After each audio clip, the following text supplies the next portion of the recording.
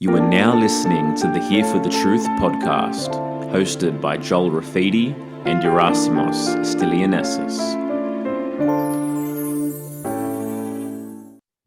All right, everybody, welcome to episode number 20 of Here for the Truth. And today we have a personal friend and a brother of mine, Frankie Winterstein. Frankie is a father, husband, retired professional athlete, breathwork facilitator, lover of all things holistic health and well-being, and a proud advocate for the medical freedom movement. Frankie, brother, welcome to Here for the Truth. Joel, what's happening, boys? How's things? Thank you for having me on. Oh, man. Of course, man. Great to have you on. Oh, yeah. Absolute pleasure. And for those that don't know, Frankie is the husband of Taylor Winterstein, who joined us about 9 episodes ago now, I think. Yeah. Frankie and Tay have been in this movement advocating for medical health and freedom for a very long time. They've been soldiers on the ground, empowering others through a lot, and they've been through a lot, and they've been there and they're still here. And first off, man, just massive shout out for everything you've done over the years. You've led the way for a long time, brother, especially in Australia, in the work you've done, the way you've shown up. So appreciate you. Appreciate it, man. Honestly, thank you for the kind words. It's been a tough journey for those who do not know myself or my wife, especially in the arena that I had called home for a long time. As you said, I'm a retired professional athlete, and to have that title, came with a lot of baggage, especially being in this movement, because it is different, it is controversial, it is it's frowned upon, and it became very, very tough at times for my family to hold that baggage, hold that weight. But you know what, man, my kids, they're worth it all. I'll do this a million times over, and nothing can stop me from speaking our truth. And my kids are a testament to what we live, this lifestyle that we live. They're beautiful, unvaccinated kids, and man, they're healthy as F. I don't know if you can swear on this podcast. You can fuck, dude. You can say fuck. Cool.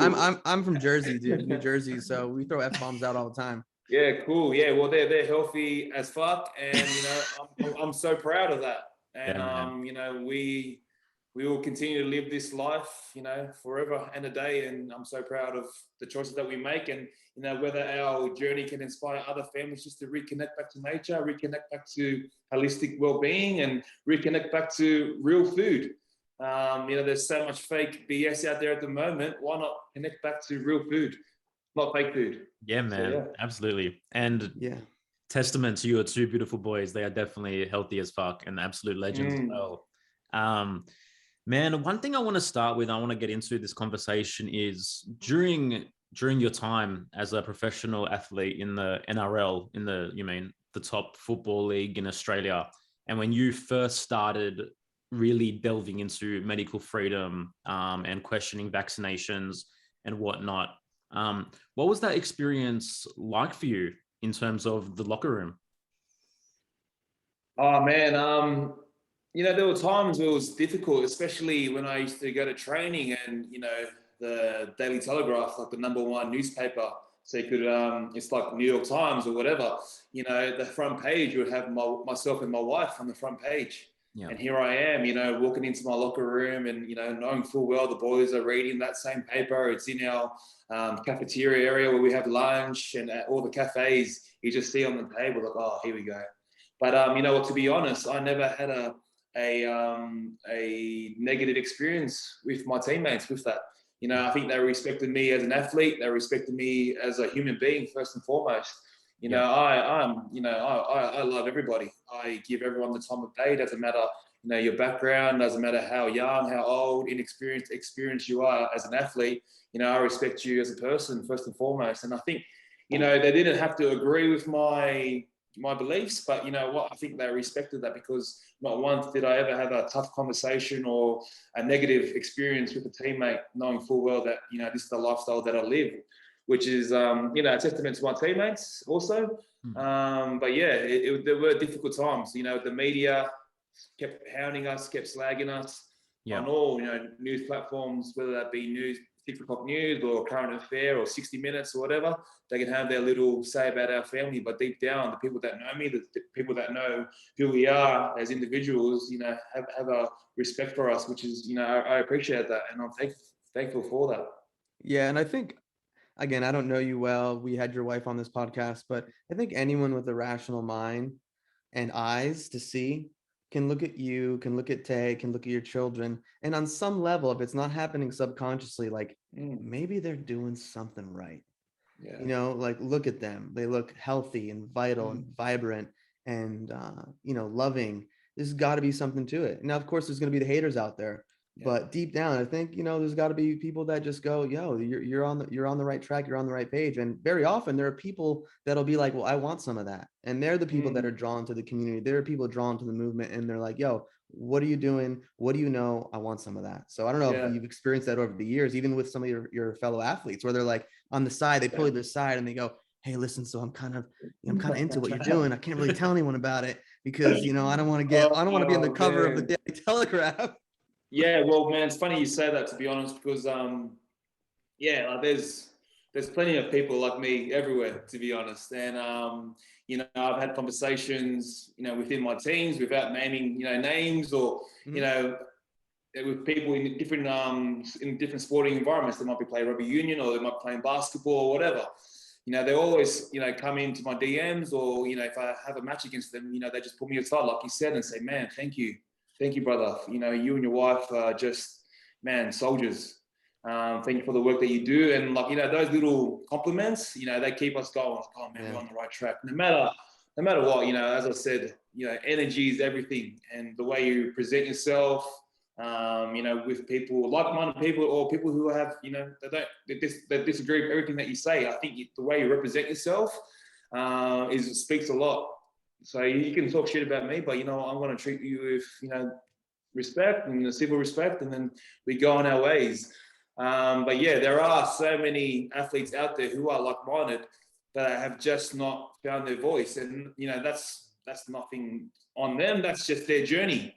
And, you know, if I have to be the vocal spokesman for them and their family, you know, I'm happy to do that, because we're out there now. But, you know, eventually I feel like, you know, they will find their voice at their own time in their own journey. So we just have to wait and see. And no matter what, we're supporting them 100%.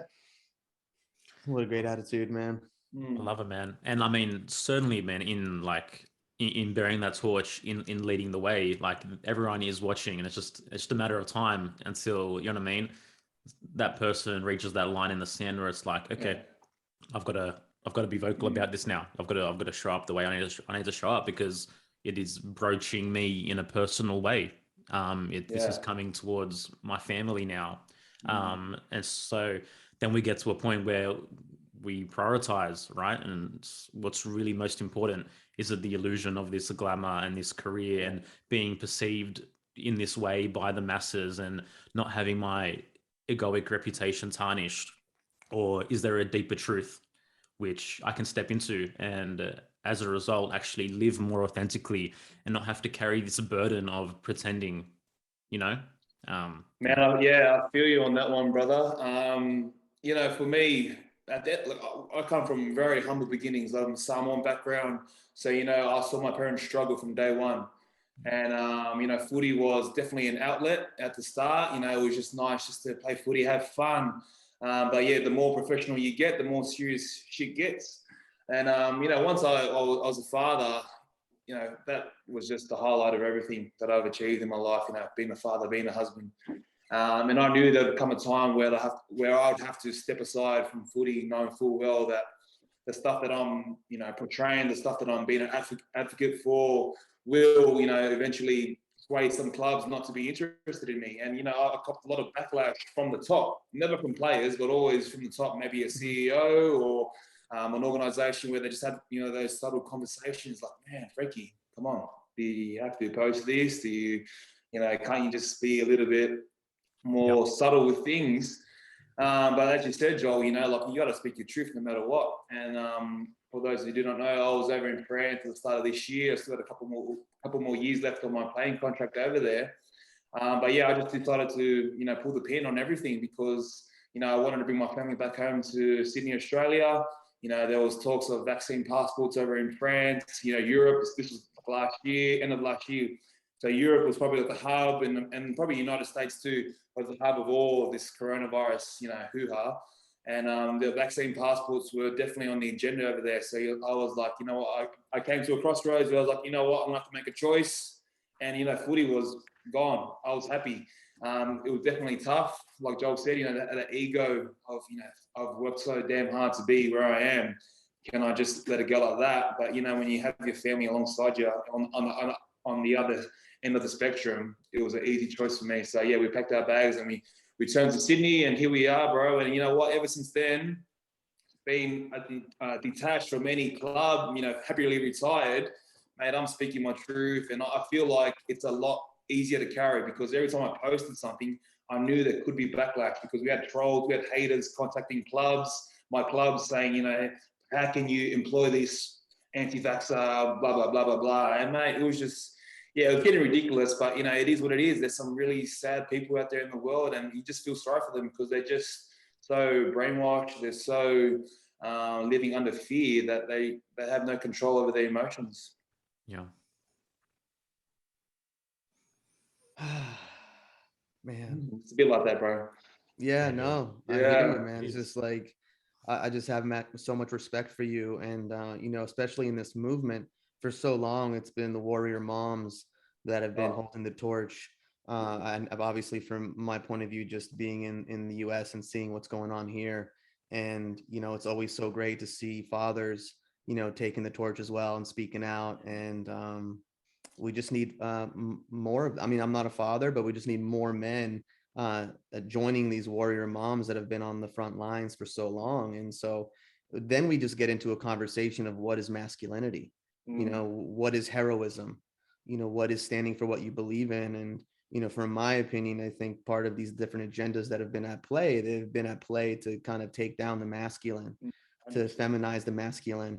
And I guess my question to you is, you know, you're a badass fucking athlete. Obviously, you're stepping up and you're speaking your mind, and you have been for a while. But like, what do you think about that? What do you think about the state of masculinity in the world, and what needs to be done so more men can join the front lines without fear, or even with fear? But that's the whole point of heroism, is to step forth and speak your mind and live your truth.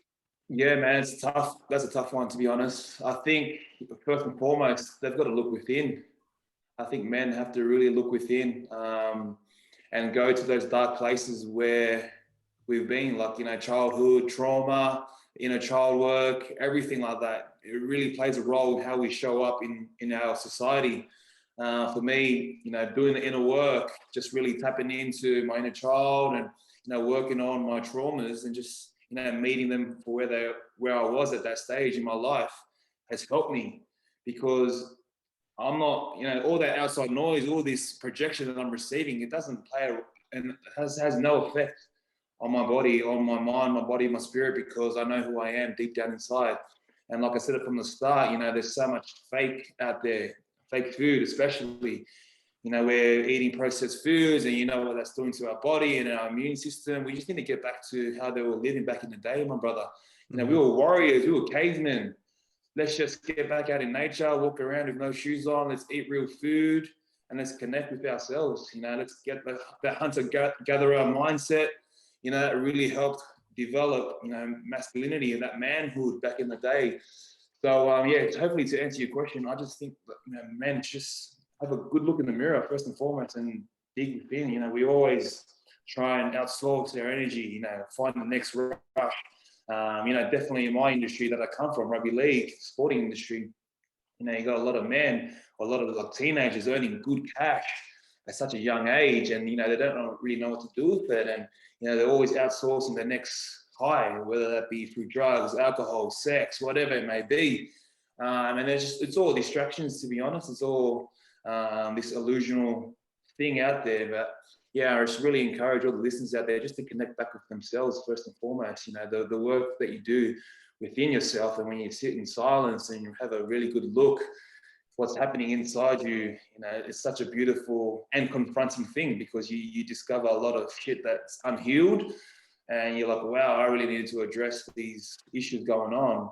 But once you do, when you come on the other side of that little beautiful, speed hump, it's all magic, man. It's all, nothing can come into your aura because you just, matrix, you're just like, wow, boom, boom, boom, whatever, let's do it. Is that what you got? Bring it on. Dude, I love that you just gave that analogy, because I use the fucking matrix reference all the time. Like when you do the inner work, the shadow work, the somatic work, the healing work, and you get more present and you regulate your nervous system, it's like the fucking world comes at you, all the haters, all the shit, and it's just like, they're just bullets, and you're like,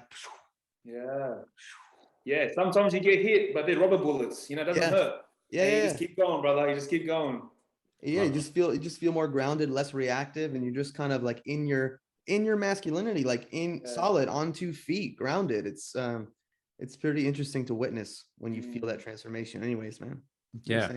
I love this conversation, and I mean, I want to ask this question to both of you. I mean, for those who are new to, I guess, what we would call inner work or whatever it is, but maybe Yerasimos, we can start for you. In your experience, when you actually, meet or confront something within yourself which needs to be healed, what is that process like for you? Like, how do you get to the other side of that? You meet it. How do you release that? I think it's an organic process. Like you're doing some sort of work, and hopefully you have the space within yourself to allow it to be there.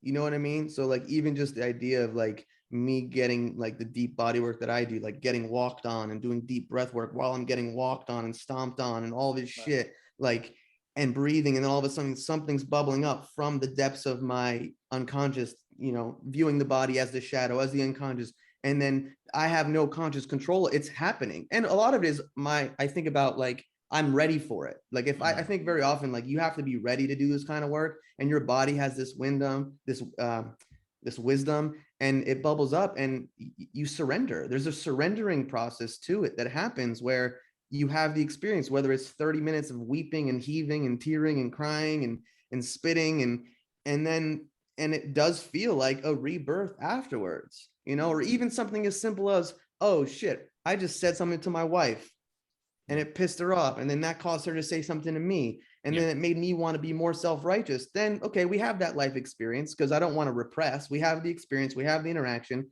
Then I have enough time to go back, contemplate like what went down. It's like, oh shit, she said that thing, and then that triggered that thing within me, and okay, fuck, I shouldn't have said. You know what I mean? It's like you have to have this introspective process where you self-analyze. It's not about like being on the top of a mountain and just meditating 20 hours a day and not being in the world. I mean, you could. There's some people who do that, but you know what I mean? Like, I just think you have to be honest with yourself, and I don't know. I think it's different for everyone, but for me, it's been that. It's just being open to what comes up, and to allow space for it, and to be honest with yourself before that part of you comes in to rationalize, justify, blame. You know what I'm saying? Yeah. So that's how it is for me. Definitely, man. How's that land with you, Frankie, bro? Yeah, so much resonates.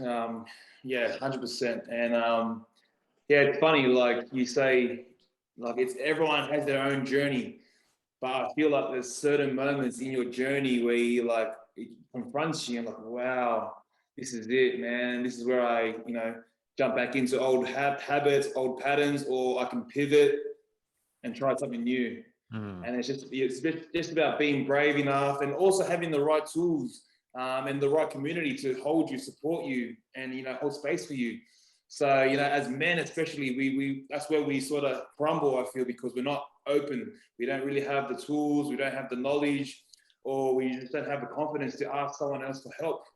So really encourage the blokes out there. Just if you don't have the answers, that's great, and that's awesome for having that awareness to realize you don't have the answers.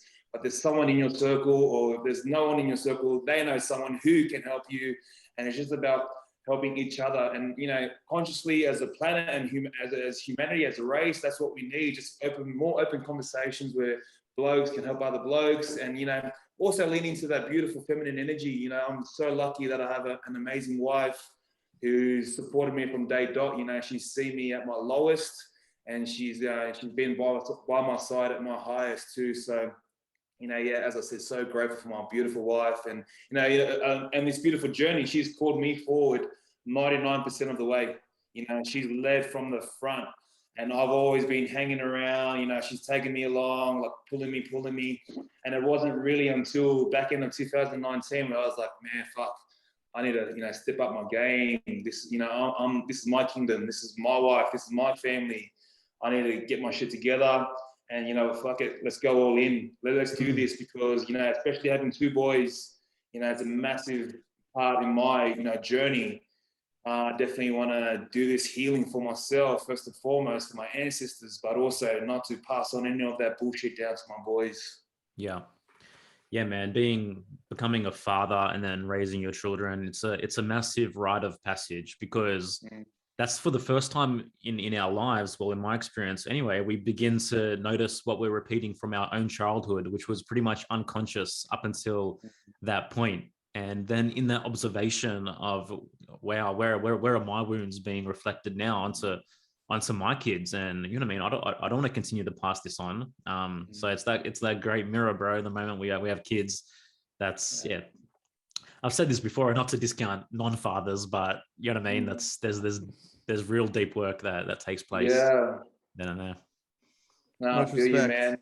And I feel like all that shadow work that we're not really willing to go into at that time, our kids, they project that back into us. Like that stuff comes out of them because we're not dealing with that within ourselves. So they're a beautiful mirror, like you said, man. Yeah. I think that, not to discount again, like individual work, like meditating and doing whatever you got to do, but the amount of transformation that happens in relationship, whether it's with a primary partner, whether it's with children, that has transformed my life more because, like you said, they're going to trigger the shit. They're going to have the things come up. You can go for a little walk in the park. There might be some things trickling in from your consciousness, but you're hanging out with two kids, your wife or whatever, your coworkers, your fellow athletes.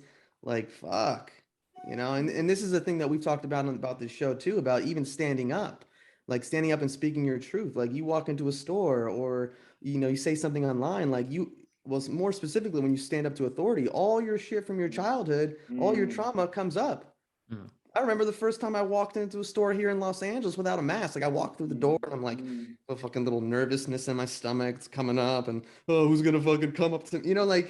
Fuck, it's weird, man, because we're conditioned in our culture from education and our academic system to listen to authority, keep your mouth shut, whatever the case may be. And it's different for everyone else. Yeah. But I just feel like that's another reason for people to experiment and to just say, hey, what can you do? What's one thing you can do? Walk outside your house, even have a conversation with a police officer. Maybe you end up going home when you say yes, but just to put yourself in the game. And just feel what happens. I think that's a great victory, Of the experience. And every time you have that experience, you're building up your threshold and your nervous system's okay. I'm at this level now. You have another encounter with some lady down in the supermarket, get into a bit of altercation. You do really well. All right, your threshold goes up a bit, and it just keeps going and going and going. And I feel like that's what's happening in society right now. They're not, a lot of them, I feel like they agree with the mask bullshit and all that, but they just don't have the confidence to go out there and because they're scared of authority, like you said. They're scared of being fined or being put in jail, or even the name calling from the outsiders. They're just scared of the unknown, which is such a beautiful thing to lean into once you start doing the work. Yeah. I mean, here in the US, if you challenge a narrative, you're automatically a right-wing, Trump supporting, QAnonymous, selfish, horrible person, domestic terrorist. Oh, thanks. Great. That's awesome. Appreciate it. You know what I mean? It's just so absurd to me, but what are you going to do? Again, the more you step in your truth, the more you do the work, that shit doesn't even matter because we know who we are. We look in the mirror every day and we go, and hey, we're not perfect. We're still on the journey, but we're building community too. We're surrounding ourselves with these amazing, beautiful people, and love is the currency, not fear, connection, not isolation. So, I mean, those things to me, you can't put a price tag on that. Yeah. And fear, to me, is literally equivalent to death. Because if you were living in fear, you are not living. you are not putting yourself in any circumstance or any experience which will promote your growth. And what I've found is that generally, if you're on an authentic path, then your wounds and your traumas will magnetize circumstances or situations designed for them to be exposed, and to continually provide yourself with the choice at that point in time to like grow or to repeat, you know? And that's always a signpost to me. It's like, it's not a clear path. It's not rainbows, butterflies, and unicorns, man. The journey inwards, the deeper journey is it's bringing up that sludge, and there's a lot of it. Yeah, and it's ugly. It's very, very ugly, and it's confronting, and it's scary as fuck. And it's all that. Yeah. But as you said, once you push through, and then you realize the beautiful, encounters along the way, and the little nuggets that drop off everything, the layers. Wow. Okay, how good is this? Where can I go next? Yeah, give me more, and it just feels so good in every cell of your being. Like that's the sign. Like that's always been like, how do I say this? Like an affirmation that I'm on the right path. When I have those moments of just feeling, content, feeling fulfilled, feeling healthy, feeling vital, feeling vibrant. Whether it's like after a big cry or something, or doing some workshop, or being in a men's circle, and it's just like, this is what it's about. And fear is part of it. Listen, it's easy for me to knock people, like come on, what the fuck, but at the same time, there is that part of me that's compassionate. Like, I don't know where they are on their path. Like, their nervous system is their nervous system. Like, I want to sit there and go, okay, you're wearing 3 masks and wearing a fucking bubble around your head, and I'll make fun of you because I'm also that kind of guy. Like, I'll make fun of you and talk shit. And on the other side, it's also, fuck, man, like that experience, like that's your experience, that's your reality. Like, I feel for you too, that like you have that much level of fear, and the solution is what we're talking about here. It is the inner work, that is the way out.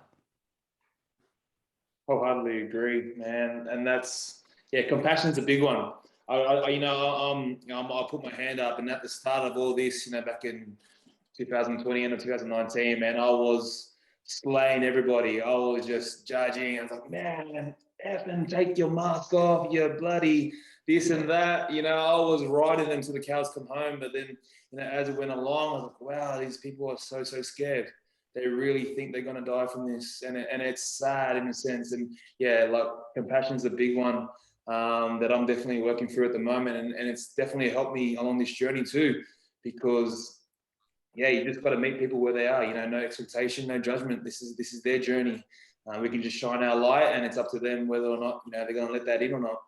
Well, you kind of begin to see the traumatized little boys and girls walking around, as opposed to, these hardened adults that are just living in fear. It's like, wow, like what did you experience? What did you go through?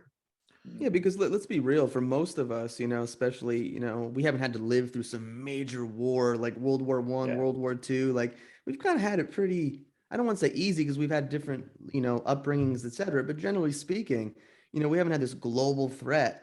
And even if the threat is, imaginary.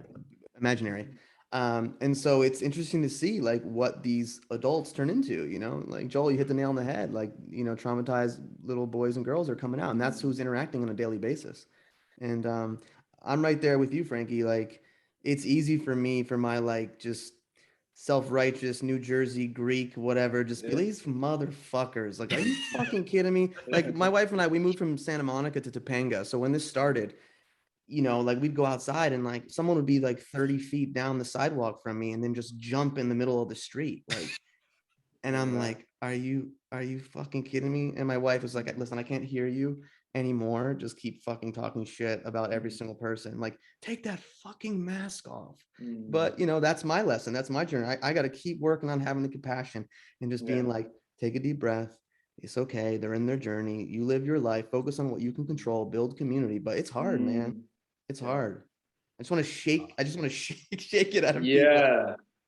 And that's so good. Like, you mentioned community. I'm just so grateful for podcasts like this, where you can just connect to community all over the world. And that's, one of the silver linings in all this mess. It's been beautiful in the same time just to see more people speak their truth. And you're like, oh man, we're on the same wavelength. Let's hook up. just like, the story about you guys starting this podcast. So no, hats off to you boys. And yeah, community is such a massive thing right now. And the more you speak your truth, the more you call in your community. So, don't hold yourself back. Don't cut yourself short. Let's just get on the line and let's speak, because we bring all that beautiful soul family in. Yeah. Have you found, because my experience has been, and I feel like we may have spoken about this with Taylor, that when you do speak your truth, and especially in the last 17 months, the people that are coming in, you mentioned soul family, like it is like on this level of love and connection that I can't even express. There are people I've known for 3 months that I'm like, I'd die for you. Yeah, man. And there's people, crazy. and there's people I've known for 20 years that, like I'm not saying there isn't still love there, but it's like, our paths have just gone. And if we don't talk and if we don't keep this going, I'm fine with it. But that's such a weird, like, kind of, I don't know, like time warp, mind fuck, quantum, whatever, where it's like, I've just met these people and I'm like, you are family, blood, because these core values run so deep, man. And we're aligned in that way. And it's something that I can't even, like, I don't even have words for it. Yeah. It's just like that frequency, that vibration.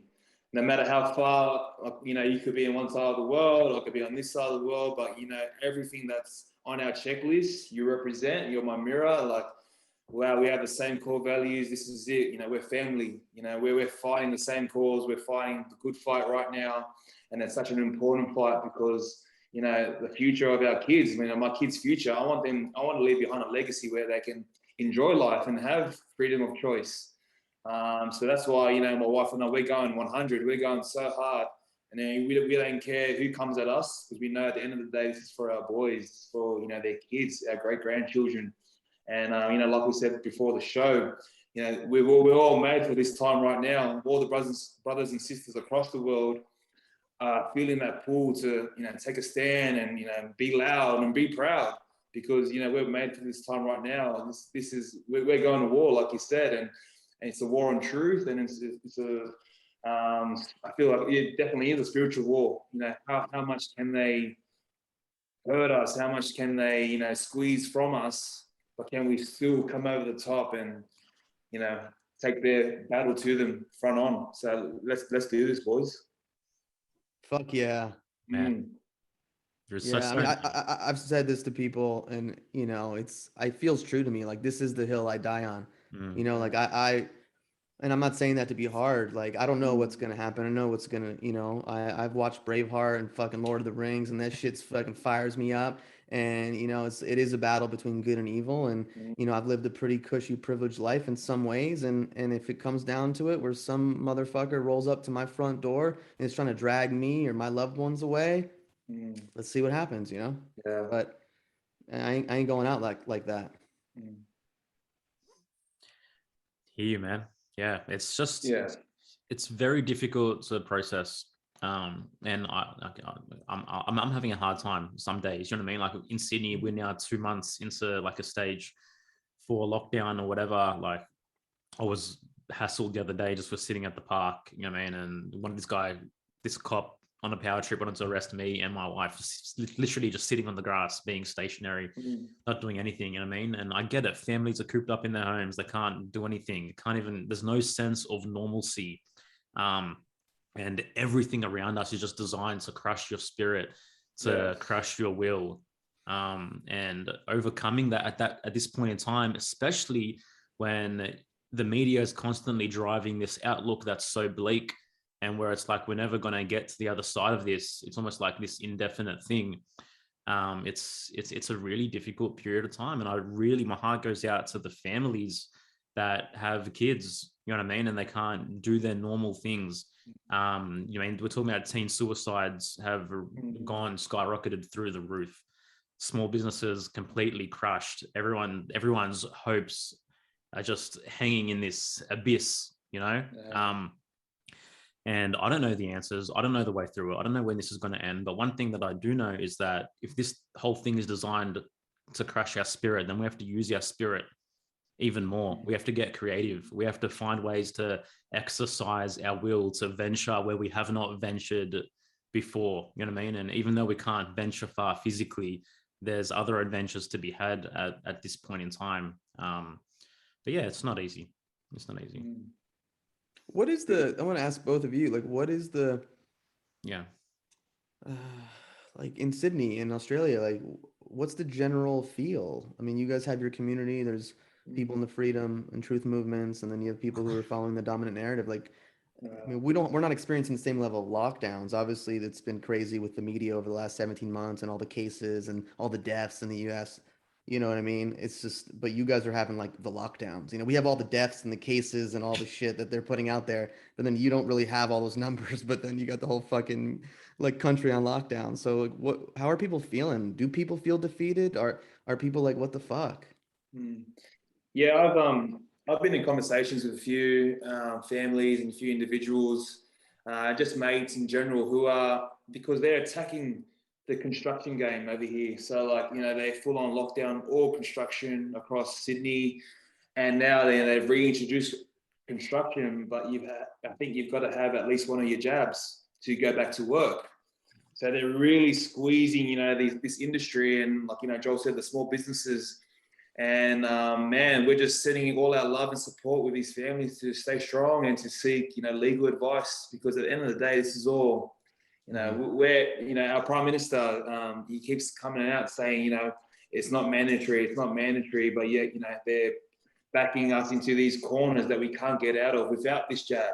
So it's really, really interesting. You know, the conversations that I'm having is so beautiful, but so, you know, heartbreaking at the same time, because a lot of individuals, they don't want to take it. They want nothing to do with it, but they know in the back of their mind, if they don't go back to work, then they can't provide for their families, and they have young families, they have bills, they have mortgages. Yeah. So it's such a sad time right now. But in the same breath, you know, a lot of people are pushing back, and they've had enough, and, you know, they're willing to protest about it. They're willing to speak up about it. They're willing to do things that they haven't done before. And, you know, they're ready to rock and roll too, because they've had enough, and there's no way in hell that they're taking these jabs. So, you know, compassion comes back into it, love, and just sending them lots of strength, to be honest. Yeah. Are people learning the law, like really learning it and utilizing it to their advantage? And, you know, obviously that's something that can be a little intimidating, and I know it is for me, you know, especially when you start bringing in like common law and all these other more esoteric concepts. But, you know, because I think this is the thing I grapple with, is like, you can have 500,000 people protest and everyone feeling like high on it. Yeah, we did it. And then they go home and it's like the government's like, hey, great, have fun. We're going to keep doing what we're doing. So like it's like, what is the solution? Like, from your point of view, what do you think the solution is to, you know, these ever increasing mandates and lockdowns and tyrannous acts? Yeah, for me, like Taylor, my wife, you know, she's heavily involved with the Freedom Keeper movement over here in Australia, and they have that over there in America also. You know, the girls doing a magnificent job. They're all volunteers, and you know, they've really been proactive in the approach, where you get on the phone, get on the email. We got local members of parliament here for a reason. You know, we're their constituents, so, you know, they work for us. So we're hounding them 24/7. This can't be on. We need better answers. We need better solutions, because this can't be the only way forward. So there's a lot of movements like that, like Freedom Keepers, that are Australia-wide, and they're doing such a magnificent job. And a lot of them are women, are mothers. So it's, you know, it's beautiful to see, because, you know, they're so passionate about their babies and their rights. And on the back of that, we've just got to be more vocal in every way we can, whether that be through email, through phone calls, or even through posting. At the end of the day, you know, while we still have a chance, this isn't China just yet. Let's get on social media. Let's post 24/7. Let's do what we can to help people, you know, see the light and see the different options out there. Yeah. Yeah, definitely. And I mean, the ultimate solution is to turn off your fucking TV, because without the constant psychological warfare and this projection of this dystopian bullshit, like, life is pretty normal. Nature is still going on. You walk outside, like, people really aren't dropping dead in the streets. You know what I mean? Nature goes on. So if everyone made a collective decision to turn off the bullshit, right? Turn off the constant fucking 11 o'clock speech by your premier, telling you the latest cases, the latest mandates. You got fucking Dan Andrews in Melbourne, the premier, now saying the latest change to the mandate is that You can't take your mask off while drinking alcohol outside. Like, you got this guy on a camera literally saying this. And I mean, this is the kind of fucking bullshit, man, that just keeps us in this frequency, in this state. But the problem that you have is it's not just the TV now, right? It's we perpetuate the cycle. We repeat this shit. Something comes out and then we're all sharing it. Even if we're fucking laughing at it, looking at this shit, we're perpetuating the cycle of this psychic driving and this psychic programming. So, I mean, yeah, it's a difficult one to answer, but for me, that's the primary solution. It's just shut them the fuck out. Like, yeah, it's tricky too, you know. Was it, I don't know if it was in New Zealand or if it was someone in Australia, some woman was saying like, sorry, you can't even be friendly anymore. Like, what did you see that video? That's Gladys. That's our premier in New South Wales. Okay. And she's encouraging people to dob on their family and dob on their friends. Yeah. It's a joke. Yeah. But what a time to be alive, brothers. Honestly, what a time to be alive. Yeah. Fucking oath, man. What a I time fucking to be love it, alive. dude. These last couple of years, you know, they've been their challenges, but they've been fucking awesome on my end, you know? Like, it's just like you're standing in your truth more, you feel more who you are, you're making these connections. I mean, Joel and I started this podcast. You and I, Frankie, we have probably would have never connected, and here we are having a conversation. Like, that's fucking dope, dude. Yeah. I love it. And like everything happens for a reason along the way, all this journey, and then boom, we're here now. It's time. It's go time. It's battle time. And all the soldiers all around the world, you know, whether you're playing a massive role or even a small role, we're all playing a role, and we're all pushing this momentum into, you know, waking up humanity and awakening everyone, because it's such a beautiful place once we get there. Yeah. And we will get there. And we will get there. You know, I want to rewind a little bit and kind of get more into your story, because you said like Tay was kind of dragging you along, like, you know, you're busy playing footy, you're a professional athlete, and I think I'm curious just to know how that process was for you. Like, even you've been activist for a long time, but was it like she sent you an article on vaccines and then you're like, what the fuck is this bullshit? You know what I mean? Like, because the reason I want to hear that is because there are a lot of people out there who are where you were 10, 15, again, I don't know the exact time, years ago. And so I'm just curious to hear more of that, like, kind of hero's journey for you. Yeah. Well, you know, I was fully vaccinated child, but man, I was sick as fuck. I was a sick kid. You know, every year I'd go into hospital for something, whether it be, you know, asthma, bronchitis. You know, I suffered meningitis probably when I was like 9. I was in hospital for like 3 weeks. So I never really, you know, thought about all these things, all these, you know, factors in my teenage years. And then, you know, when I first started dating Tay, we were toxic as fuck. You know, we were, you know, eating Maccas, we were drinking, binge drinking. We were in that. You know, that was our life. And it wasn't until we got married back in, you know, 2013 that I went to play rugby union over in Japan. And then she started, you know, we wanted to conceive and, you know, have babies. So she really wanted to get control of her womb and you know, nourish it beautifully and get the fertile soil ready to rock and roll so we can bring in this beautiful baby. So she, you know, went from one documentary to another, went from one textbook to another textbook, and then she sort of stumbled down the vaccine pathway, because we were definitely looking at, you know, bringing in the most healthiest child that we could physically bring into this world. And then, yeah, the vaccine topic came up in a couple of the books, and then one thing led to another, bro. And yeah, it was crazy. It was crazy. And, you know, she discovered Dr. Sherry Tenpenny. She discovered all these other beautiful, amazing doctors who have been who have come under such scrutiny from the American, like, you know, FDA, because they just speak in this different narrative that they're trying to project out into the schools, the universities. So it was quite interesting. And then, you know, she brought it on to me, and I was like, babe, no, it can't be. Like, you know, we're vaccinated. Like, our kids got to be. But, you know, looking back, man, I was unhealthy and she was unhealthy too. She had issues with her thyroids, I think, and she had brain issues growing up, tumors. So, you know, we had a tough conversation with our parents, because they both our parents were like, no, we can't do this. And then we spoke about home births, which was another, you know, beautiful conversation we had to have with our parents too. But, you know, we're just so glad that she just, went from one book to another, went from one documentary to another. If she didn't get the answers to one book, she kept finding more and more and more. And, it's been a journey. That's where in Japan, 2013, that's where she started her Tay's Way Instagram page.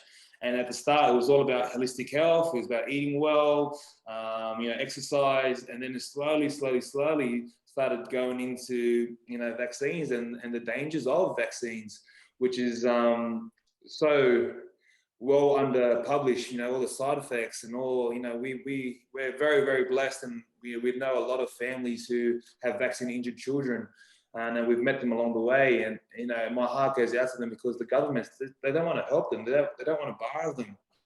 Yeah. And, even though our kids aren't vaccine injured, we fight for all those families who have vaccine injured children. And so as I said, I'm just so grateful for my wife, and I'm grateful for my own journey of being open-minded to this, because at the start, man, I was like, nah, dead set. A lot of fear was coming up for me. So, no, what if, we've got to go to the hospital? What if this leads to X, Y, Z?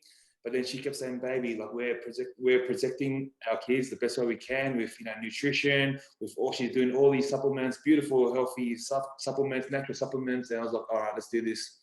And, ever since then, we've been living this way, and our kids have been, a picture of health, which I'm so grateful for. Yeah, that's awesome, man. It's a testament to who you are, because very often I have conversations with people, and I go, man, there are couples who, like, these conversations don't even come up at all, like while they're dating or anything, or while they're having kids, and then it's like they already have the kid, and then they're like ready to go to the doctor, and then like one might be like, well, I don't know if I want to do that, and it's just like, it's just the communication thing. And at the end of the day, knowledge is power, critical thinking is power, and taking that information in, and having these dialogues, like, before you even conceive, that's what's important. Because even in the last 17 months, there are relationships that have just been torn apart because of the fear, because of like one person being like, no, I'm gonna take part in this experiment, even though they're not going to probably say it that way, but I'm going to get the jab. And the other person's like, no, it doesn't vibe with me, doesn't align with me. So, kudos to you, man, for like being open. And, cause I get it, man. I'm stubborn. I'm stubborn in some ways, and then I give it some time and take a deep breath, and then hear something out, learn. And it's like, okay, I'm going to change my opinion, Yeah, I think it's been open to learning and open to hearing a different side of all your thinking. And as men, we definitely struggle with that. As I said, I'm just so grateful my wife just went balls to the walls, diving deep into every little topic about vaccines. And I was like, from day one, she never touched anything, even all the pregnancy stuff. She never touched anything of that. And it's just a testament to where we are as a kid. My boys are at the moment with their health, but also to my wife and her investigation. Because you gotta know what's going on. And the doctors, they're not giving you all this information. They're just giving you a quick hello checkup. Yep, Robbie. Yep, boom, boom, boom. See you later. And then you present them with all these side effects and later on down the track, and they want nothing to do with it. It's not related to the jab. No. Just a coincidence. Blah blah blah. So. Yeah. And it's a testament to you also as a man, as a masculine, trusting that feminine intuition, the female intuition, like trusting your wife, trusting that not only did she do the work, but like there's that intuition. And you hear that so often in this movement of like a mother who went into a doctor's office and they felt that intuition and was like, no, I can't do this. But the doctor like came on strong with the propaganda and the fear, and then they went against their intuition. And that breaks my heart so much. So. And that's very, very common, isn't it? Like, my wife, she gets all sort of stories, some beautiful stories, but also some horror stories from all around the world. And man, it's crazy how many mothers have gone in with every intention not to receive anything, or their kids not to get anything, but they leave the doctor's office, with jab, with something, and it's at the end of the day, they just felt the pressure, all this judging coming from the doctors, coming from the nurses, where they just felt so cornered, they buckled, and they're forever living with regret. But now they're in the process where they're trying to detox their kids, and some of them are having beautiful, successful stories where they're just detoxing their kids from all the heavy metals, and that's amazing. But there's also those stories where the kids are just not getting there just yet. But yeah, as I said, the doctors, they want nothing to do with what's going on after that. Yeah, man. They're masters of manipulation, and they know they play the game. The doctors, you know what I mean, they know everything to say to any kind of hesitancy. They're armed and ready. And you know what I mean. I really hope that one day everyone that's taken that this line of thinking and decided to make these actions, knowing what they're doing, they are held responsible. You know, because it's really it's pretty sick. You know, these are the kids that we're talking about, and if you're aware that this injection is potentially, you know what I mean, causing irreversible damage, and yet you're complicit in still coercing someone to take this, then I really don't believe that often we consider how dark that act is, you know, and this happens so common. It's so common. Yeah. And like even sorry to jump in, but like at least America has that the vaccine injury court, the compensation program. In Australia, you know, we've got nothing, and America's paid out $4 billion, over $4 billion US to all these families, whereas Australia, we don't have anything set up like that. So you really got to feel for all these injured, vaccine injured families here in Australia. Yeah. Wow, I didn't know that about Australia. You know, I know the US has something in place, even though it's difficult to even like win a case, but you know, it just goes to show you how much money's been paid out. Yeah. Yeah. Do you have a reporting system? You know, obviously in the US we have VAERS, but you know, that should have been overhauled a long time ago, and the CDC ignored that. It's the best we have, but I don't know if there's anything in Australia. I'm pretty sure there is, to be honest. I don't know the exact details, but I'm pretty sure there is. But like America, I think it's something crazy, like only 1 in 4 get reported or something like that. Could be 1 in 10 maybe.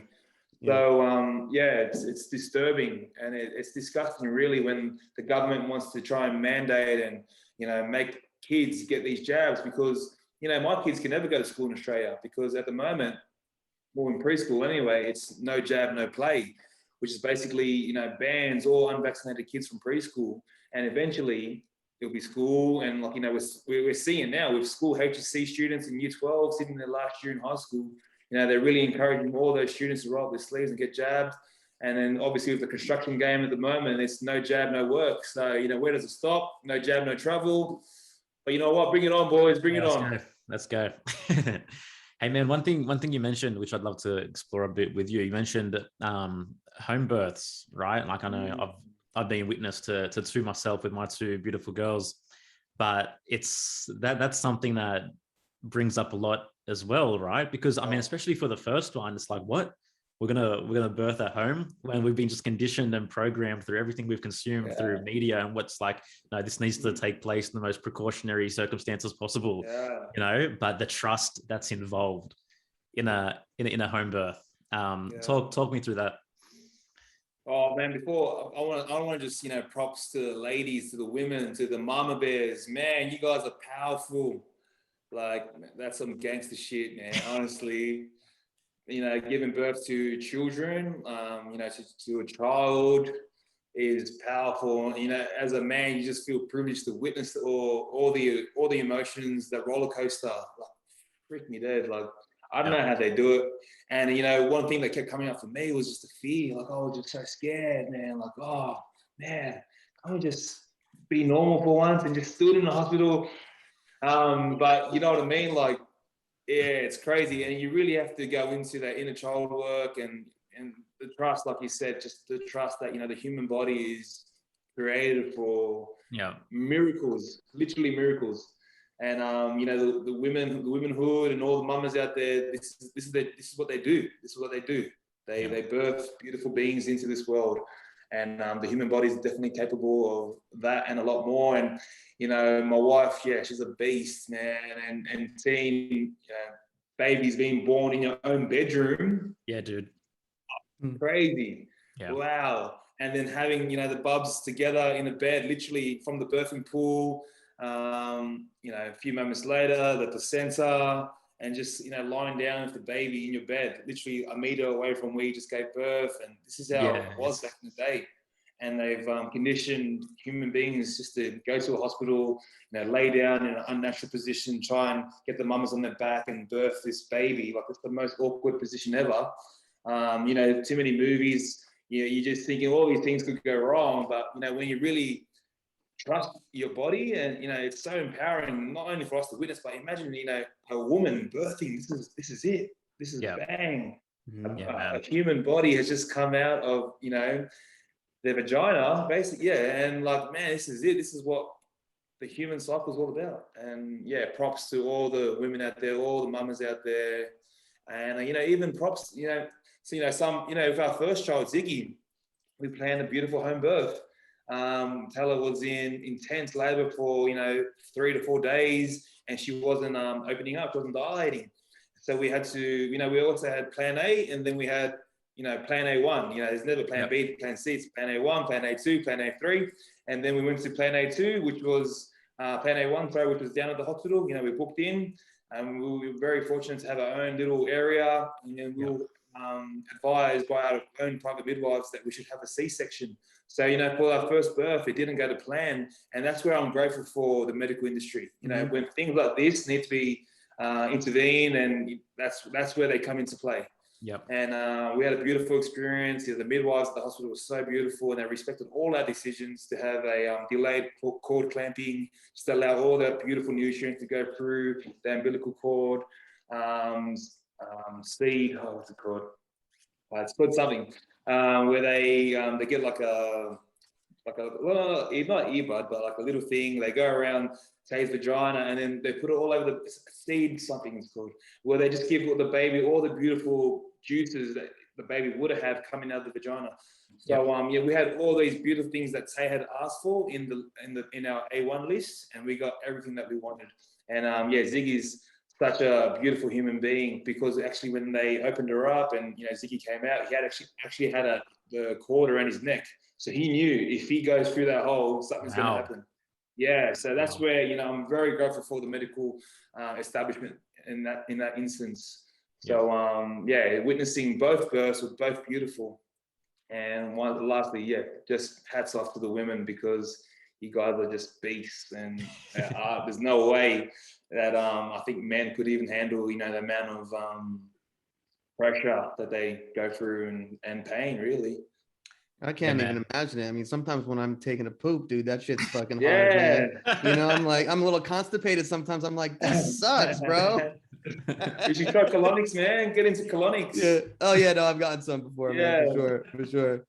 I mean, I was just making a joke, but for sure, it's pretty impressive, man. I witnessed my sister-in-law's birth, and that was just fucking crazy. That was a miracle. No, it is. It's beautiful.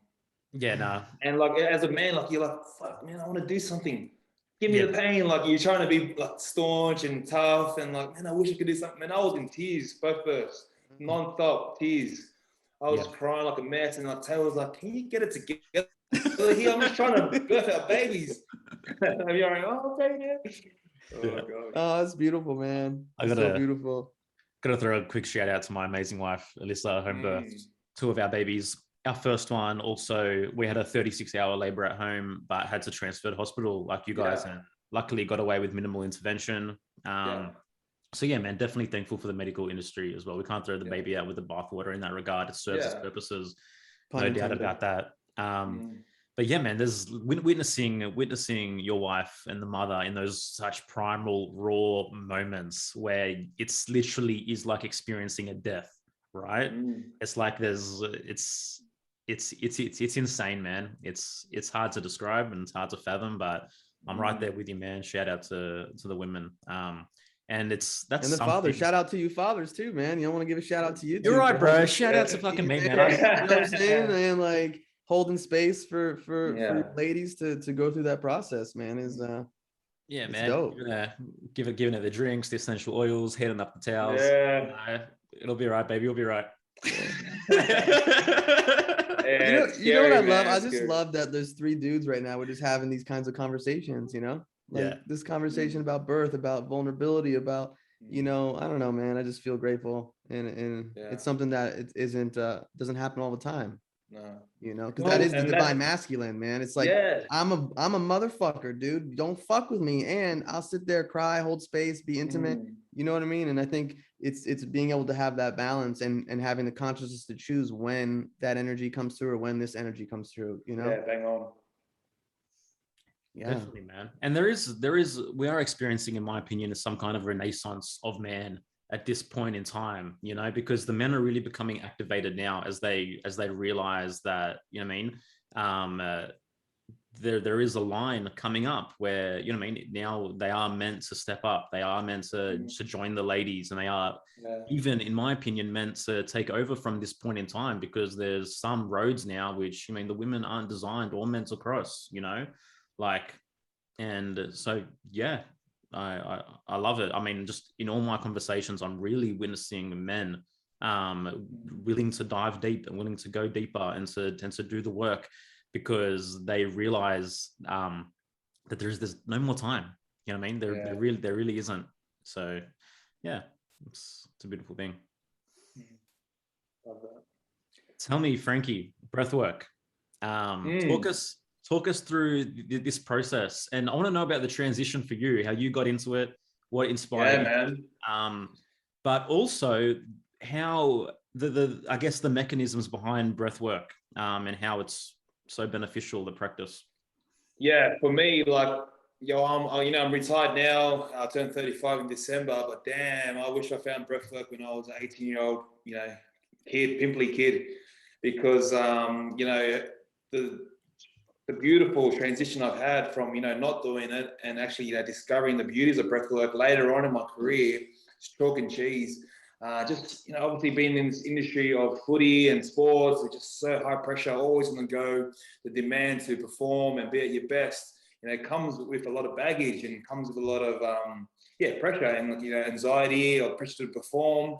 But with breathwork, it just takes you out of your mind and into your body, man. And it really grounds you. And one thing that I used to do later on in my career was just always do a quick little, maybe 5-minute breath work before going out to warm up on the field on game day. And then I have all my teammates just thinking, oh, what's going on here? But then they'll be quite open to it. And then, I'm so grateful for guys like Wim Hof, just a beautiful, Scandinavian man, just doing his thing, walking up mountains shirtless. This guy is like King Kong right now. And just having someone like him where I can just reference, oh, have you ever heard of Wim Hof? To all my footy mates. And oh, some guys do, some guys yes. And just drop into that breathing, that beautiful breathing, beautiful breath retention phase, allowing your body just to soak up all that beautiful energy, really drop into, whatever you're trying to work at, whether it be parasympathetic nervous system or even sympathetic nervous system, because, different breathwork modalities take you different places. And I've been very, very lucky that I got onto breathwork through beautiful mates of mine who are just, doing amazing things in this world, especially in the men's work. So, yeah, as I said, I wish I was an 18-year-old kid discovering breathwork. And, since I've been back in Sydney, Australia, I've just done 2 rebirthing trainings. So the one I got certified over in France during our lockdown was Soma breathwork. A guy named Niraj over, I think he's based in Thailand at the moment, is an ex-UK pharmacist, and got really, really sick, discovered that breathwork could, actually heal himself. And he's a badass dude, man. And his music is so beautiful. He creates his own music to go along with Soma breathwork. But then I also jumped into rebirthing training when I got back here to Sydney, Australia. And, that's been pretty full on and profound. And rebirthing is all nose breathing, all nasal breathing, no music at times. And then, man, I'm having the most beautiful experiences with rebirthing. I'm tapping into my inner child. My grandfather just keeps popping up and just keeps thanking me that, on this journey. And, as I said, I went through a lot of things as a kid, growing up in a Samoan household, really, my both parents really trying to raised me the Samoan way, but it wasn't serving me as a kid. I never really felt seen or heard. And, my dad put a lot of pressure on me to make it in footy. And, at that age, all I wanted was, just to be acknowledged, just to, hear my dad say, I love you, son. You're doing well. I'm so proud of you. But, I never really got that until I was an adult. So, really tapping into that side of my journey, and it's been so rewarding. And as I said, like, there's different modalities of breath work depending on what you're after. So I really encourage people who do not know much about breathwork to really tap into it. And there's some amazing gurus out there, of breathwork gurus, who are doing awesome things online. And just jump online and just check them out, because I promise you, give it 5 minutes, 10 minutes, 15 minutes, or even if you want to go for a longer journey over an hour, man, it's such a profound experience, and you can literally change people's lives, especially in this climate where stresses are high, anxiety's high, people don't know who they are. They're thinking, fuck, what's there to live for? And breathwork will just bring you back inside yourself, and you'll realize just how grateful you are just to be breathing right now. Yeah. Man, I'm someone that struggles with breath work. I hit a wall the moment someone mentions breath work and I start getting into it. A few deep breaths. There's a barrier for me, and obviously I'm sure that's linked to places that I don't want to go. But yeah, I'm someone that has struggled with it each time I've tried, but definitely looking to go deeper. What's your experience, Yerasimos? Well, first of all, you'll just have to go to Frankie's next rebirthing workshop and break through those barriers, man. Because part of breathwork is like being here for the truth. You know what I mean? It's just like it brings stuff up to the surface. I've had a lot of different experience, whether it's from like some yogic breathing practices back in the days to some of the work doing deep breath work while you're receiving body work, which was one of the elements of the work that I do. I dabbled with Wim Hof some years back, and I actually want to get more into it. Consistency sometimes has been my challenge, just like having more of a regular practice. And what I love about Wim Hof too is I feel like he's taken some esoteric stuff and packaged it in a way that has just been great for like, anyone. Average Joe Blow, it's approachable. It's not like super esoteric and weird and woo-woo and spiritual. It's just like, and he's just a motherfucker, dude. He's just like, he's like, oh man, fucking breathe, he's just like getting that water, getting the ice water, which I think is really powerful, man, because that talk about like, even like we talked about facing, like going into a store without a mask on, like jump in the fucking cold water and like everything else, like your shit comes up. You're either like, can I get present and breathe? Or am I going to run out screaming like, can't fucking handle this? You know what I mean? And so now I think people need to work to it. Some people get a little crazy. They're like, this is my first time. I'm going to go in for 20 minutes. It's like, yeah, all right, chill, but I think it's, powerful. I mean, I'd like to do more of it. I think my experiences, I've dabbled with a lot over the years. Never really had a regular practice. Had an ice freezer in our old place and looking to getting one set up in our new home here in Topanga, just because I felt that was really good for me. It was really good to just kind of give that body that stress and that how do I say, not measured stress, but it's not like stress over a long period of time, that hormesis, whatever that that phrase is, and how that cross adaptation happens, where it's like, oh wow, if I can sit in ice cold water for 3 minutes, 4 minutes, 2 minutes, whatever, like what's going to happen the next time some person like cuts me off on the road, or my partner says something to me, and normally I want to like react, and it's like, well, no, I could handle that shit because I just handled 4 minutes of cold water, ice water, and I got in touch with my breath. So yeah, so true, because I was going to say, every breath, our breath controls our thoughts control our words control our actions. So just bring it right back to that first breath is so important. And I'm not too sure where I heard it, but sure, I think it might be in a podcast or something like that, maybe a Wim Hof podcast. And cold showers in the morning, your mindset into that cold shower determines how you are going to be for the rest of the day. So you got guys waking up ready to rock and roll, they do the cold shower, they're good. And then you got guys thinking, oh man, what do I do? And that sort of filters into their day. Whatever happens from that moment on, they're always a bit flaky. So it's really quite interesting, about cold showers. I'm a massive fan of, cold plunges. We used to do it every time for post-training, after games. But yeah, as I said, I wish I was 18 when I first got into breathwork, because, I'd be a master at ice baths. There's some games where I'm just like in there, like, oh man, my hands and toes are out. I'm just only got my dipping my ass in, and then the trainer and the coach are like, get in there. Oh. I was in a men's men's workshop, And the facilitator didn't give a reason why, but just said, okay, tomorrow morning, start off with a 3-minute cold shower. And it was kind of pretty cold out. Okay. And so, you know, the morning came, people did what they did, they came back, and then we talked about it. And it was kind of like using this cold shower as like a example of how you live your life. Like, well, how many of you just like fucking went right in and just stayed in and faced it? How many of you dipped like, I'm gonna just put my little foot out in it and just kind of feel it first? You know, how many people set a timer? Like, I'm gonna set. How many people didn't set a timer? You know, it's all these different things that can kind of shine a light on aspects of yourself, just from a simple intentional exercise of like, take a 3-minute cold shower, and there's going to be an infinite ways of how everyone experienced it. So I think a cold shower in the morning could be really powerful. I'm excited for it to get a little colder here. It's really warm now, for that experience, because, you know, you don't need coffee and all these other things when you're taking a morning cold shower or a morning ice bath. That's just my view. Yeah, I've been doing the morning cold showers for a while now. Feels amazing. And definitely changes your day. And it's just about bringing in that level of uncomfortability, right? Because I mean, that's what life's about. It's meeting the uncomfortable in all circumstances, so we can actually expand and grow. And I think with all these practices, that's what it is, right? It's like, where are you willing to go that you haven't been before? You know what I mean? And it's the same thing with a warm shower. We just want to stay in there and have the warm shower and be fucking, you know what I mean? Get a little blanket.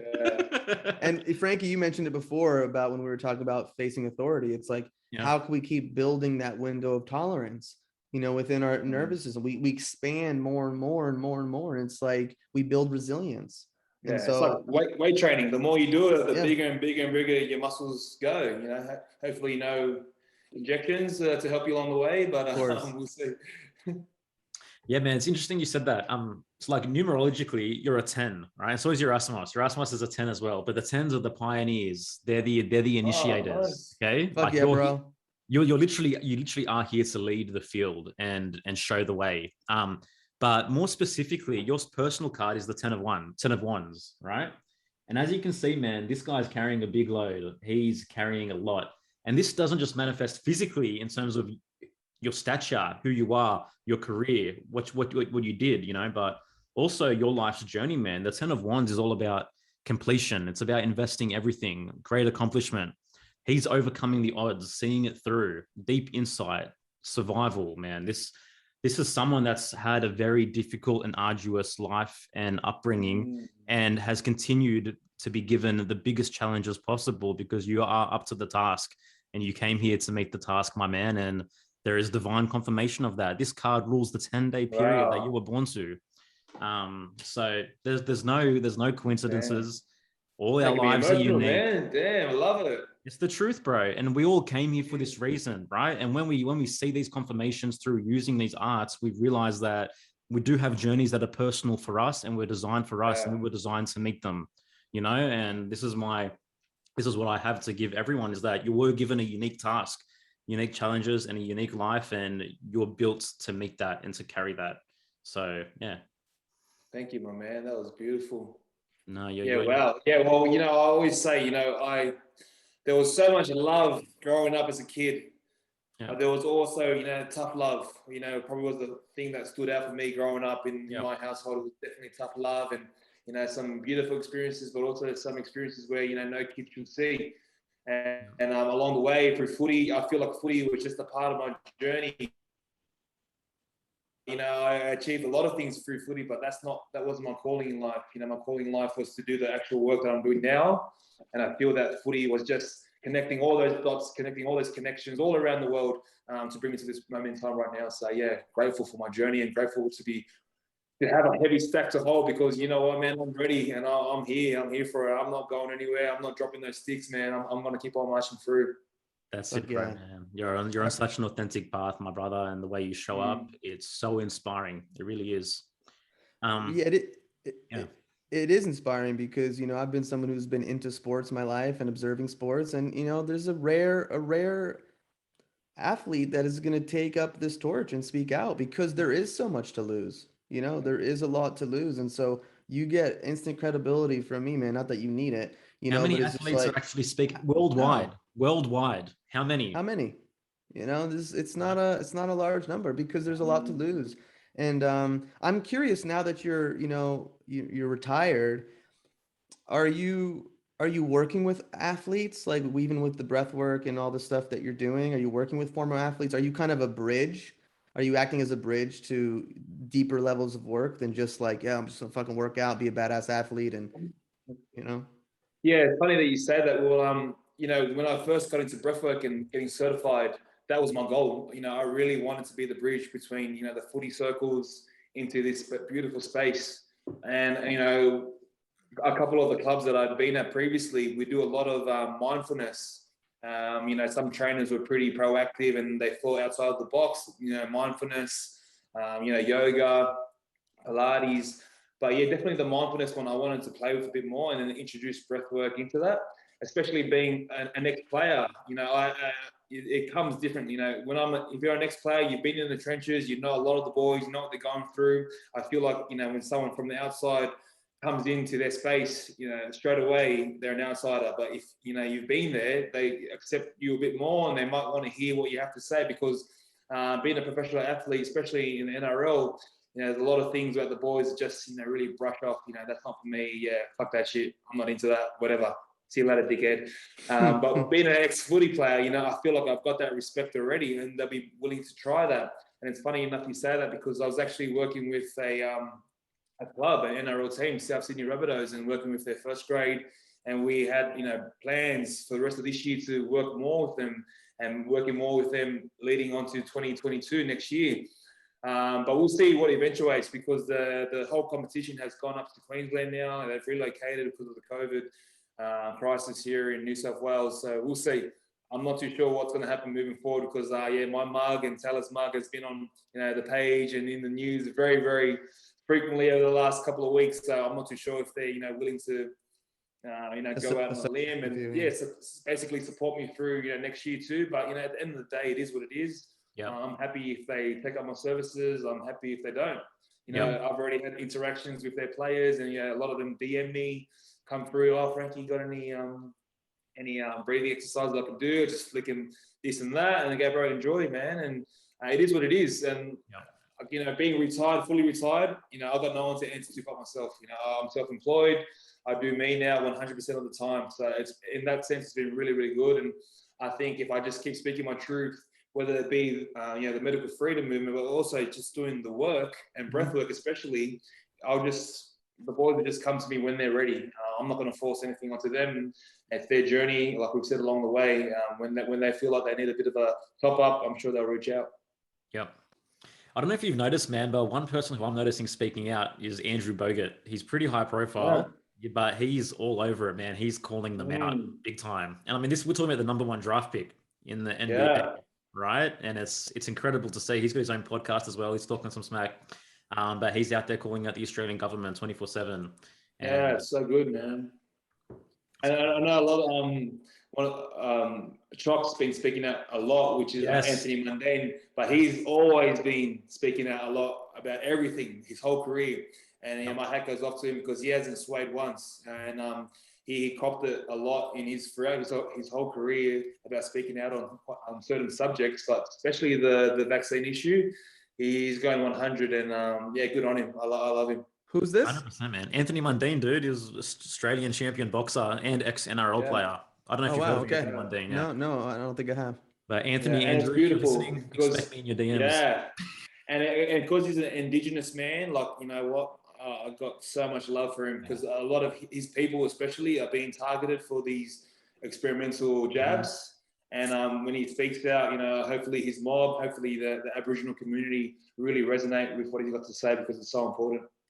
Yeah, man, such a strong-willed character, and he's someone that has worn a lot and copped a lot of slack along the way as well, man. So my heart and my hat goes off to everyone who's standing in their truth at this point in time, because it's monumental, this crossroads that we all find ourselves at right now, and I truly believe how we respond and the actions that we take now do echo into eternity, backwards and forwards.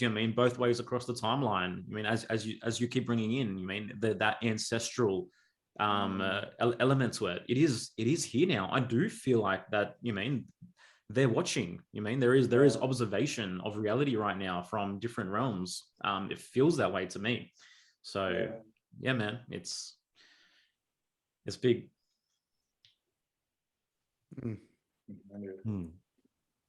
I like these moments of silence too, you know? Yeah, Those moments. it's good. It's beautiful moments to let it all land, because man, it's so nourishing for the body just to hear it light up every cell of your body, because it's so true and it rings home. And 100% our ancestors, you know, personally, you know, my ancestors were warriors, and I'm not going to fold over to this little moment in time and cave into all this bullshit because, you know, I'm a bit scared to put myself out there. Nah, this is where I need to step up and call upon them and bring in their energy, bring in their love and their power to keep going through and keep inspiring people. Yeah. How do you do that? I want to ask you. How do you do that? What's the experience like for you? Yeah, man. Well, honestly, it's, for me personally, through breath work, it's been crazy. Like I always set that intention, you know, I always invite my grandfather into this space and all my ancestors into whatever space I go into. And for some people hearing this might sound a bit, whoa, what's going on? Woo out there. What's he talking about? But, you know, I've felt his presence. And during my first rebirthing retreat, he was there the whole time. And my facilitator she was observing me from about, you know, 2 meters away. And when I got out of my breath, she said, Frankie, I didn't say anything. And she said, Frankie, you know, I felt your grandfather here, right here next to your shoulder. And honestly, I just started crying like no tomorrow, man. Like, I'm starting to tear up now because me too, man. True, bro. Like you know, what they went through at that time has, you know, all that beautiful, powerful DNA has come in through me. And this is where, you know, I'll forever be, you know, disappointed in myself if I didn't speak my truth now, not only for them, but, you know, especially for my family and my boys, because this is the time where we really stand up and be a man. You know, that saying, be a man. All right, this is me being a man right now and bringing my family forward. No matter what criticism we get, you know, I've said it a million times over, like, I'll cop this over and over and over again until I come home. You'll carry it, bro. And know that my kids are safe. You know, it's all worth it, brother. Deepest love and respect, man. And I mean, I feel it too, bro. You know, when we think of our ancestors, my whole body, all my cells, you mean, I get goosebumps. You know what I mean? And it's that intrinsic feeling that, you know what I mean, there is a shift, there is a change. Is someone actually here now? You know what I mean? It's a whole body sensation. Yeah. Yeah. You can't describe it. You can't describe because you feel it. You feel it, yeah. And it's like that pull when you want to like say something or do something, but then, you know, fear sort of holding you back, and your ancestors are like, nah, go. Yeah. The path is clear. Now is the time, and just do it. Jump in. Yeah. I don't know what it was. I don't know if it was a quote that you said earlier, not a quote, but what you said earlier and even this conversation. And I know it brought up movies before, but made me think of Gladiator, you know, the movie Gladiator. And it's just like, how do we become the gladiators of our own lives, you know, and in this moment, and what it's going to look different for each person, but there's something of that where we put on that armor, that psychic armor, the physical armor. And I don't mean armor in the negative way, you know, from a somatic standpoint, and just withstand whatever's coming at us. And we're gonna get critiques. Like I'm not in the fucking public sphere. I'm not famous as an athlete and getting put on the New York Times, but it's relative in your own life, you know. Like people who used to care about you are like, oh fuck you, you're crazy, you know. It's like, how do you navigate that? People in your family. And it's just like, it comes down to really standing in your truth and believing that and knowing that what you know is true, and fuck the rest, man.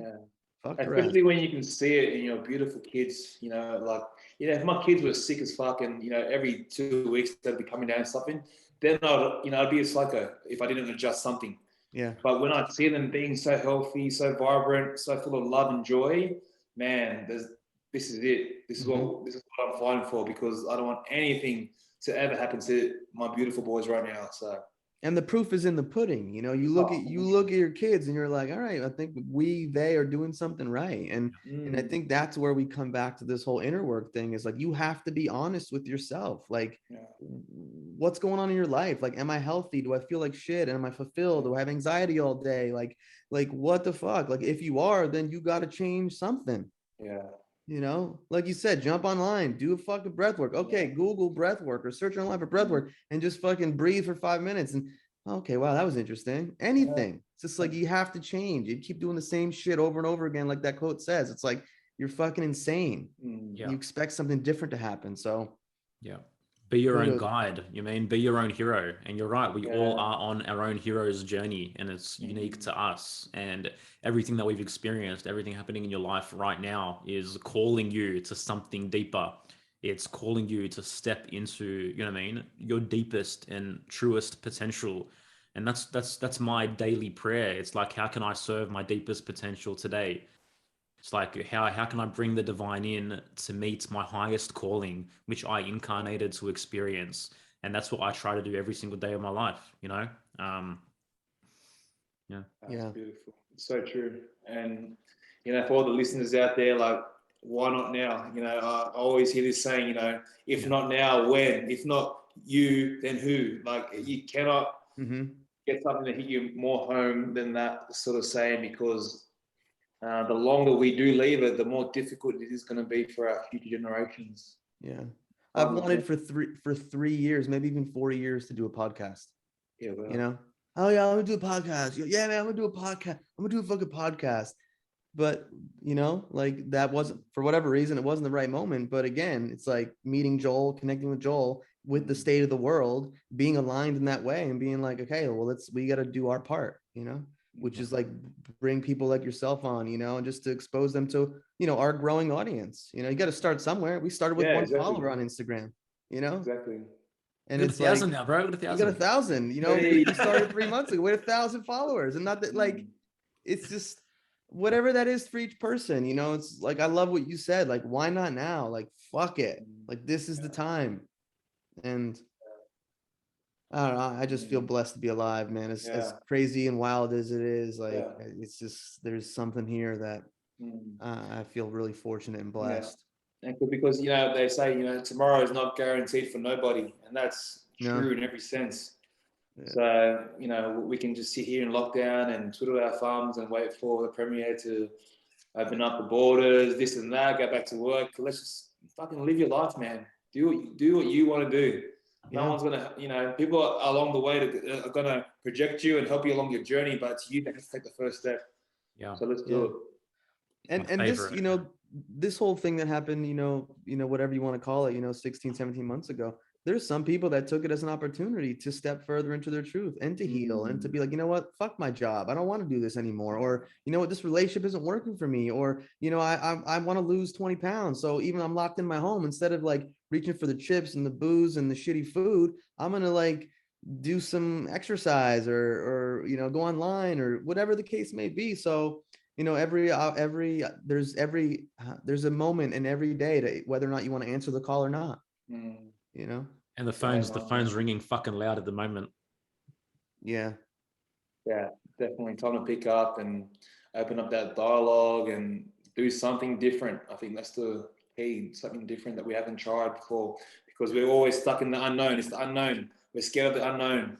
But I'm telling you, friends, family, listening, brothers, sisters, the unknown is such a beautiful space, such a beautiful place, and it calls us to greatness. Yeah.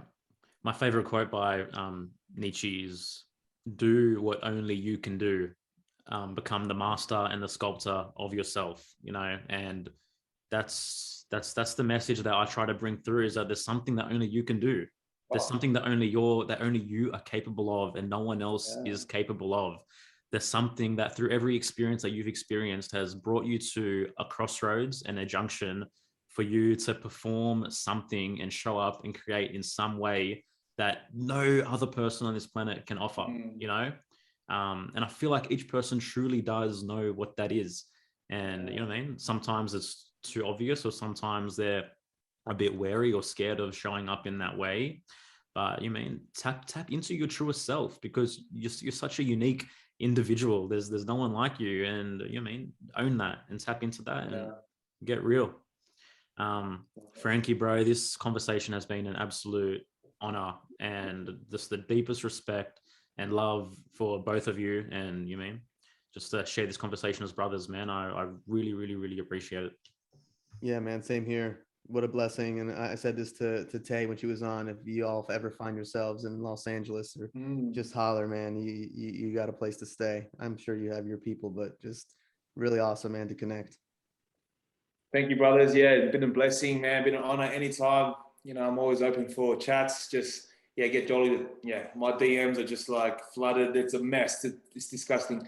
But anyway, yeah, just really, truly humbled. And, you know, congratulations on the beautiful podcast. Keep spreading love, keep spreading truth, keep spreading light, because right now, you know, some people are experiencing dark places. Yeah. And your light brings them home, man. So that's it. At the end of the day, all we want to do as human beings is return to home and get connected back to home. And, you know, all the beautiful journey along the way is all meant to be. So thank you so much, brothers.